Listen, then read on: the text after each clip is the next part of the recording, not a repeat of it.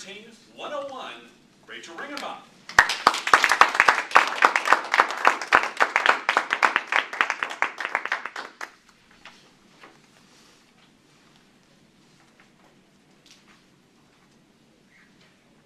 You just got home from a long day of work.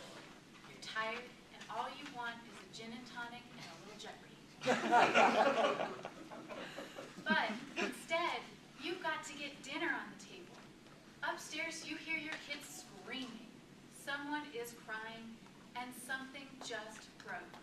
It might have been your sanity. Parenting is hard. I don't even have kids, and I know that parenting is hard. But today, I'd like to share with you 3 lessons of parenting. Now, I know just how much parents love to get parenting advice from people that don't have kids. but I learned from the absolute master, the expert, and the best possible source, my mom.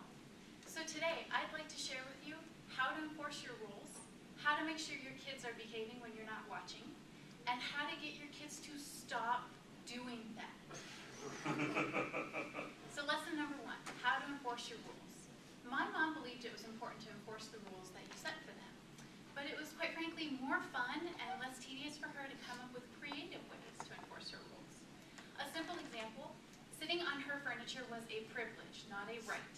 And you were to do so respectfully. Plopping yourself down so hard on the sofa you could hear the springs inside was simply not allowed. My mom would give you her patented death stare, and you would have to get back up and sit back down again nicely, or you could choose to sit on the floor. It's a lesson that's actually stuck with me over the years. In fact, I've actually asked my dog to get up and try it again. He jumps up on the sofa too hard. I've done that. Another simple rule that my brothers and I struggled to follow was don't slam the door. Slamming a door in my mom's house meant that you would lose your own door, literally. She would have your door off its hinges before you even knew she had the hammer out. And over the years, her door removal technique was perfected until she had the precision and efficiency of a NASCAR pit mechanic. The door removal also had the added benefit of a much more well-behaved kid. There's truly no more well-behaved kid than one who's trying to earn his door back. My brother spent more time with his door sitting in the garage than he did in his room in his teenage years. But he no longer slams the door. I'm truly convinced, though, that all the problems in the Middle East could be solved not by sending in another SEAL team, but by sending in an experienced squad of mothers to remove all the doors in Iraq. That would work.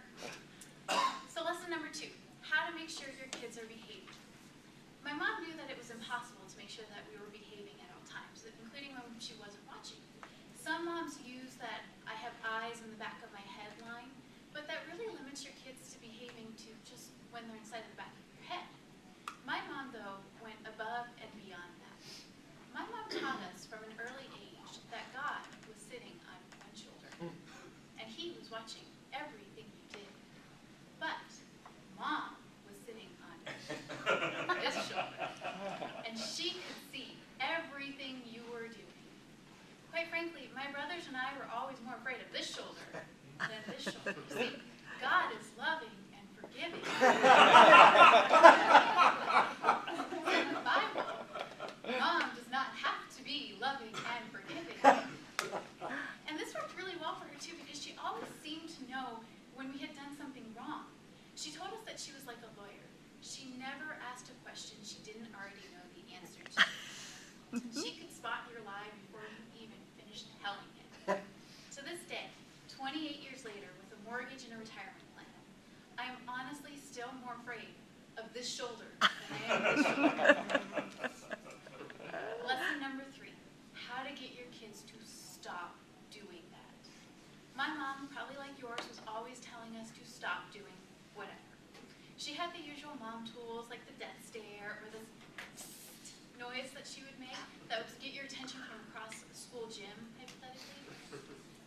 But sometimes, and those usually worked, but sometimes she needed a little something extra to let you know she really meant it. For that, for those times, she would bring out the big gun. phrase, knock it off.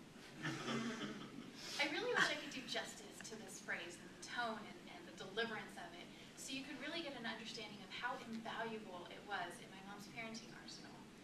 It wasn't that she yelled it or she screamed it because she really didn't need to. You would actually almost prefer that she yelled at you. You see, when my mom's voice dropped to that level of lowness, you knew two things. First, that she was serious.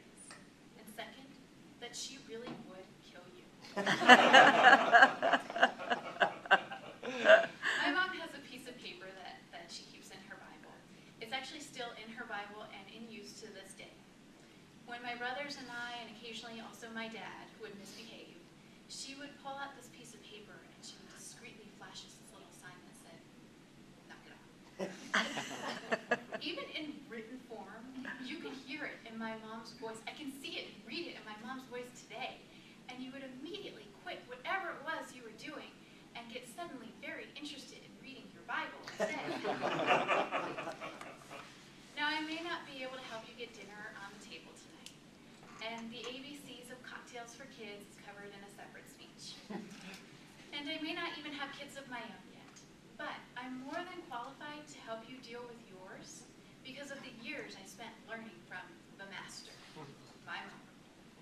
I hope that these 3 lessons of how to enforce your rules, how to make sure your kids are behaving, and how to get your kids to stop doing that will help you get dinner on the table tonight and a drink in your hand before Jeopardy comes on tonight. Thanks.